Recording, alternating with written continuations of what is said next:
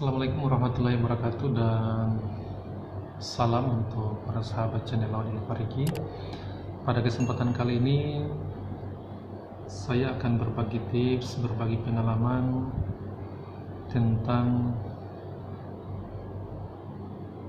komponen daripada latar belakang penelitian yang ada pada bab 1, di mana pada video sebelumnya saya sudah menjelaskan terkait dengan bagaimana cara untuk mengajukan judul yang baik, ya, sehingga proposal penelitian atau judul penelitian itu dapat langsung diterima oleh dosen pembimbing.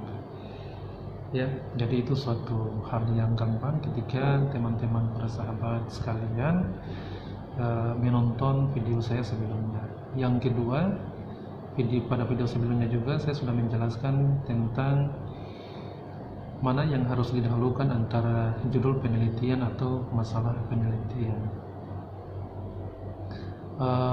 Bagi para sahabat atau teman-teman yang belum pernah menonton kedua video tersebut, maka saya anjurkan untuk menontonnya, di mana link untuk dua video itu saya sudah siapkan di bawah pada kolom deskripsi untuk video ini.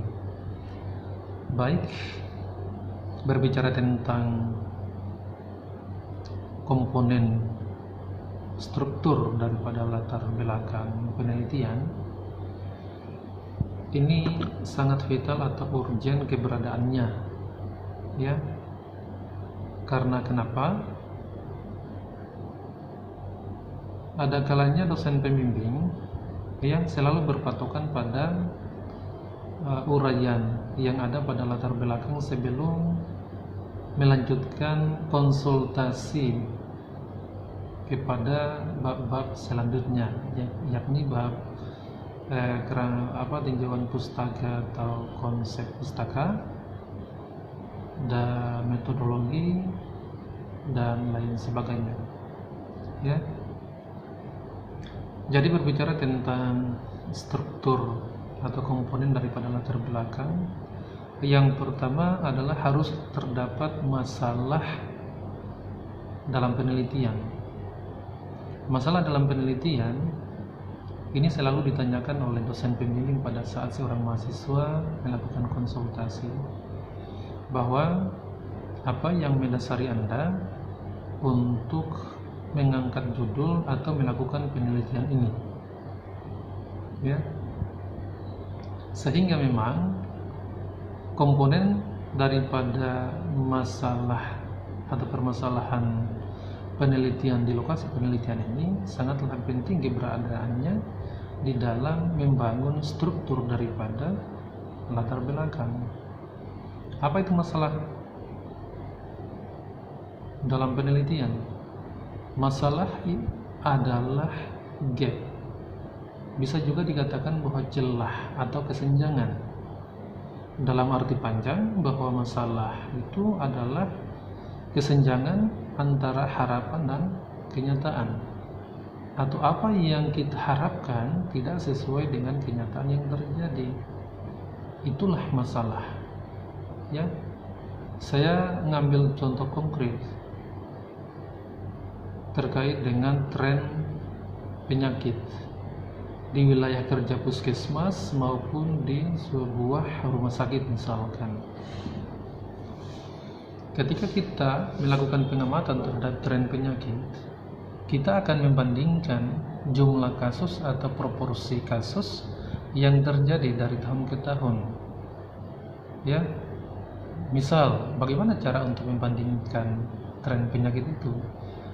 Saya akan melakukan penelitian pada tahun 2020 ini, ya, berarti data penyakit yang harus dibandingkan atau dilihat trennya adalah minimal 3 tahun ke belakang, dimulai pada tahun 2017, 2018, dan 2019, ya. Atau bisa juga kita membandingkan jumlah kasus penyakit tertentu pada bulan yang sama, ya, dengan tahun atau pada bulan di tahun 2020. Kalau misalkan ada kecenderungan terjadi peningkatan tren penyakit tertentu, misalkan dari tahun ke tahun, di situ letak permasalahan yang terjadi. Ya,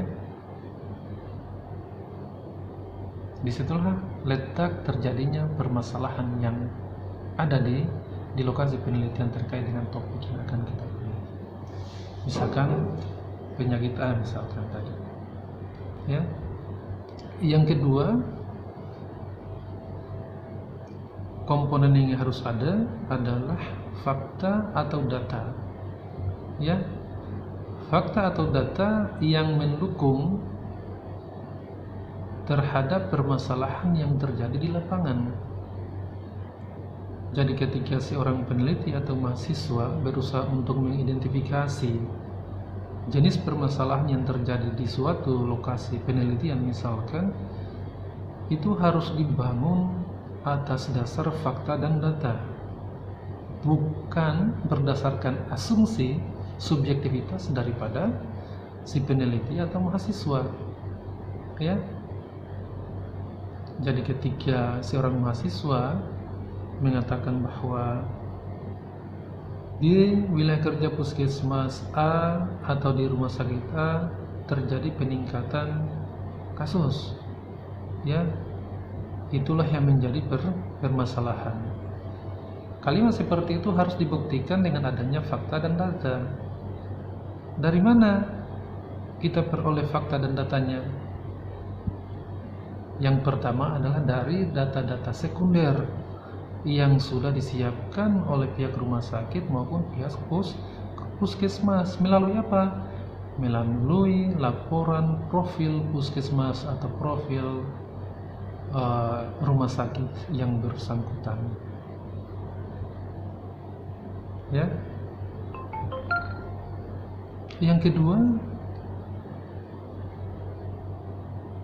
data-data atau fakta itu juga bisa kita identifikasi dengan cara melakukan survei, ya, atau pengamatan langsung di lapangan.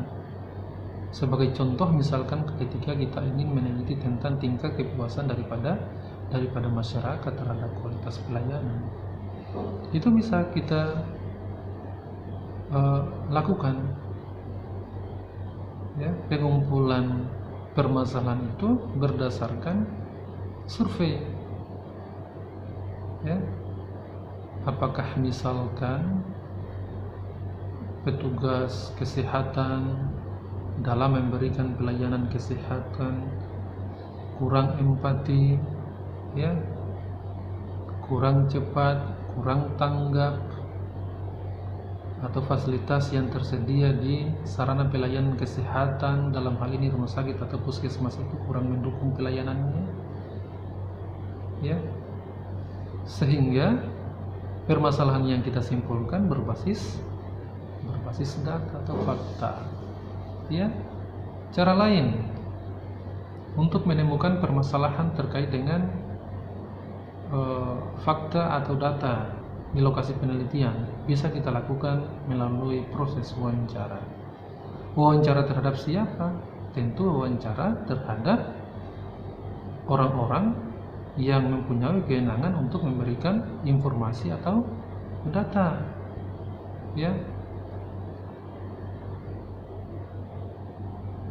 Misalkan saya meneliti tentang kinerja daripada perawat di rumah sakit A misalkan, tentu yang saya wawancarai, ya, adalah akan mencari sumber informasi atau sumber data yang paling valid.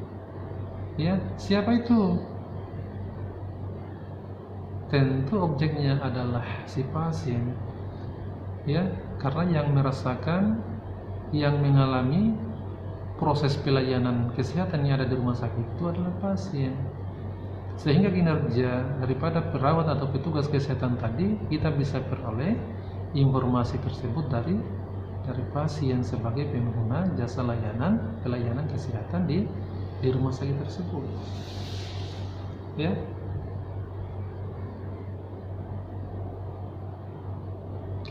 Kemudian selain kedua faktor atau komponen itu yang menyusun latar belakang, ya, harus ada pula state of the art, ya, kekinian daripada daftar pustaka misalkan, ya. State of the art itu adalah kekinian, ya, kekinian terkait dengan topik-topik yang akan kita teliti, ya. Dengan cara seperti apa kita peroleh state of the art-nya? Dengan cara mengumpulkan referensi sebanyak-banyaknya. Referensi itu diperoleh dari mana? Ya, salah satunya adalah bisa kita peroleh dari basis data yang bersifat online. Ya, apa itu?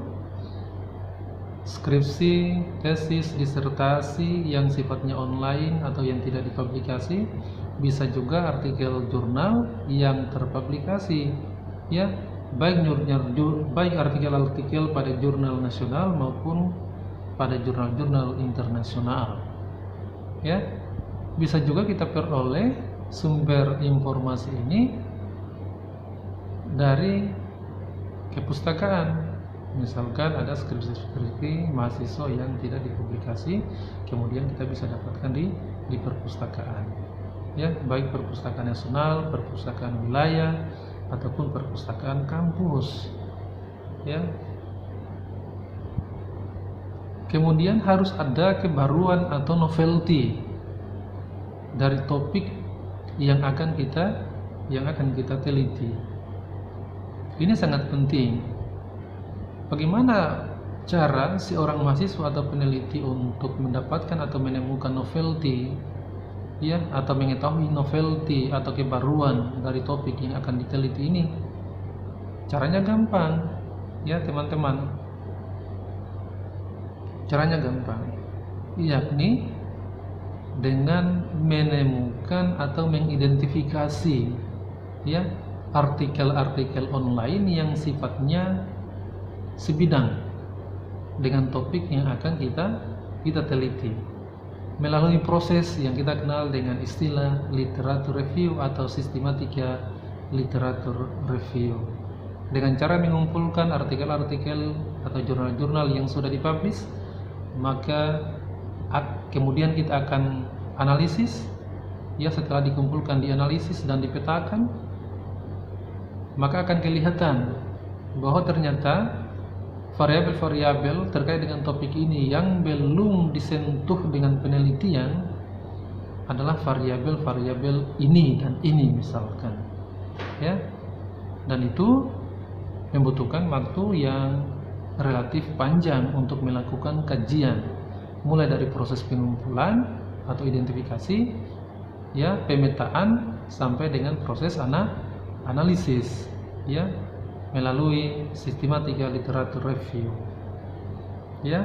Tapi kalau misalkan peneliti-peneliti atau mahasiswa yang sudah terbiasa melakukan sistematika literatur review itu biasanya agak cepat sih, hanya butuh waktu 2-4 hari sudah selesai, ya.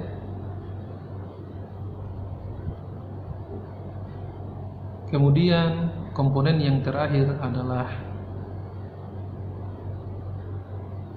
kata penutup, ya, dari topik yang akan kita teliti. Biasanya, ya, secara operasional seorang peneliti atau mahasiswa pada paragraf terakhir sebelum masuk pada perumusan masalah, ya, selalu menulis kalimat bahwa berdasarkan fenomena di atas, maka saya atau penulis tertarik untuk melakukan penelitian dengan judul bla bla bla bla, ya. Jadi itu juga penting, ya, sebelum kita memasuki rumusan masalah atau tujuan penelitian. Jadi saya kira terkait dengan struktur atau komponen daripada latar belakang yang ada pada bab 1, mudah-mudahan bisa dipahami. Jadi saya review sedikit bahwa ada beberapa komponen. Yang pertama adalah alasan kita mengangkat judul terkait dengan masalah yang ada di lokasi penelitian. Kemudian ada fakta atau data ya, yang akan mendukung pernyataan bahwa adanya permasalahan atau masalah yang ada di lokasi penelitian. Kemudian state of the art, ya, atau kekinian daripada topik yang akan kita teliti. Yang keempat adalah novelty, ya, novelty atau apa yang membedakan topik penelitian atau judul penelitian yang akan dilakukan dengan penelitian orang lain yang sudah dilakukan. Dan yang terakhir adalah kata penutup sebelum memasuki rumusan masalah, ya.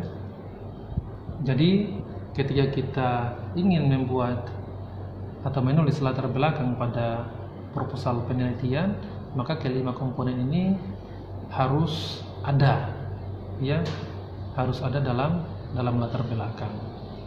Terkait dengan teknik penulisan atau penyajian penulisan pada latar belakang, ya, kita mengenal adanya dua prinsip. Prinsip yang pertama adalah prinsip induktif, dan prinsip yang kedua adalah prinsip deduktif. Apa itu induktif? Induktif itu adalah, ya, kita memberikan uraian yang sifatnya dari khusus ke umum. Sedangkan pendekatan deduktif adalah, ya, kita memberikan uraian dari yang sifatnya umum ke khusus. Yang sering digunakan oleh kebanyakan peneliti atau mahasiswa adalah, ya, menggunakan pendekatan deduktif, ya, yang dari umum ke khusus, atau sering diistilahkan dengan istilah teknik penulisan piramida terbalik, ya. Jadi teknik penulisan deduktif atau piramida terbalik ini kita mulai, ya, di paragraf pertama itu dengan cara menuliskan tentang variabel Y, ya. Jadi dalam suatu penelitian itu kan ada dua variabel. Yang pertama adalah X dan variabel Y. Jadi yang pertama kali diuraikan, ya, pada paragraf awal atau paragraf pertama itu adalah terkait dengan konsep umum variabel Y, atau dikenal dengan istilah variabel terikat atau variabel dependen, ya. Saya kasih contoh. Misalkan saya akan meneliti terkait dengan penyakit diare, ya. Hal yang pertama kali saya lakukan adalah menuangkan ide terkait dengan konsep umum daripada diare pada paragraf awal atau paragraf pertama. Misal, apa yang dimaksud dengan diare berdasarkan sumber referensi yang jelas, ya.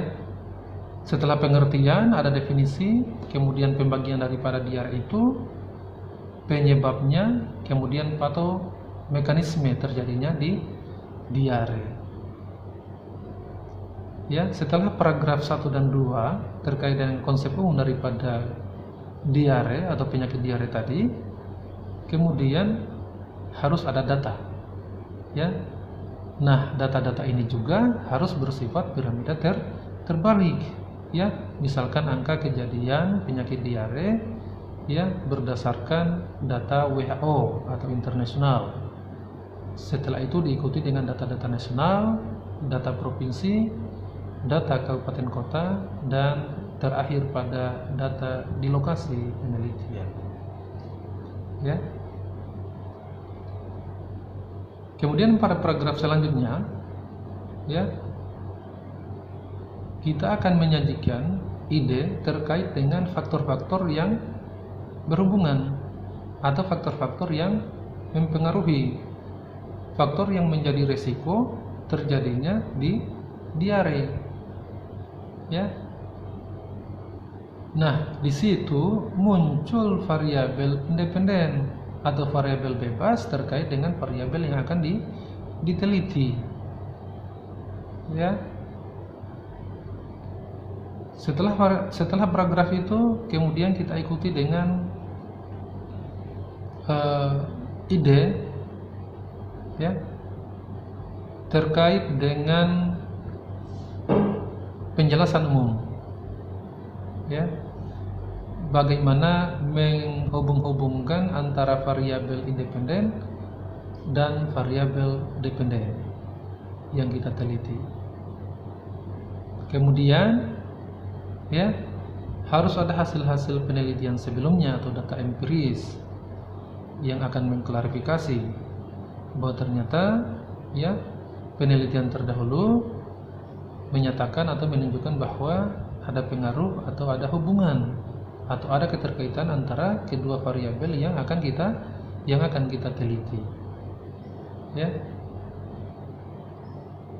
Kemudian setelah itu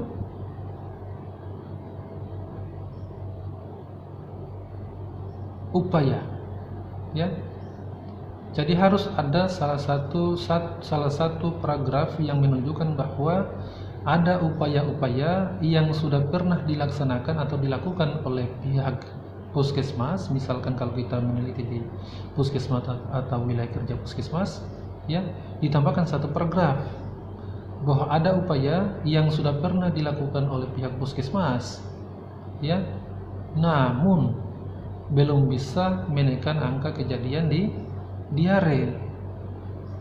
Nah, setelah itu baru kita menawarkan solusi ya, menawarkan solusi.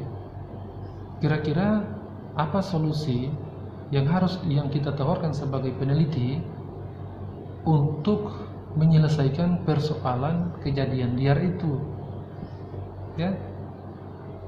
Nah, setelah itu baru masuk pada paragraf terakhir ya, yakni pernyataan secara umum adanya ketertarikan daripada si peneliti untuk melakukan penelitian terkait dengan topik yang akan diteliti ya.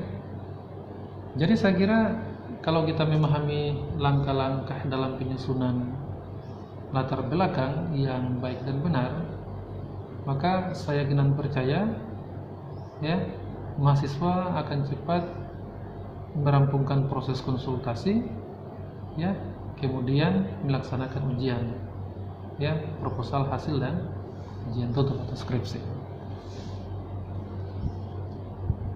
Kemudian kalau kita sudah selesaikan ya pembahasan terkait dengan struktur atau komponen latar belakang pada bab 1, selanjutnya adalah membuat rumusan masalah. Kalau terkait dengan rumusan masalah, satu kata kuncinya ya, satu kata kuncinya yakni kalimat yang dibuat harus berbentuk kalimat tanya. Misal ya, apa sajakah faktor-faktor yang berhubungan dengan kejadian diare ya, itu adalah salah satu contoh. Atau faktor-faktor apa sajakah yang mempengaruhi kejadian diare, itu kan kalimat tanya. Kemudian beranjak pada tujuan penelitian. Kalau tujuan penelitian itu biasanya kata pasif ya, dalam bentuk pernyataan. Misalkan untuk mengetahui ya, untuk mengetahui proporsi daripada kedua variabel yang kita teliti ya. Kemudian kita uraikan terkait dengan hubungannya antara kedua variabel itu. Misalkan untuk mengetahui hubungan antara variabel A terhadap kejadian dia ya. Saya kira terkait dengan komponen penyusunan latar belakang pada bab 1 itu saja, dan pada video berikutnya kita akan membahas tentang apa yang harus dilakukan ya untuk menyusun tinjauan pustaka atau konsep kepustakaan di bab 2. Ikuti terus channel Audio Fariki. Saya akhiri, mudah-mudahan bermanfaat. Assalamualaikum warahmatullahi wabarakatuh.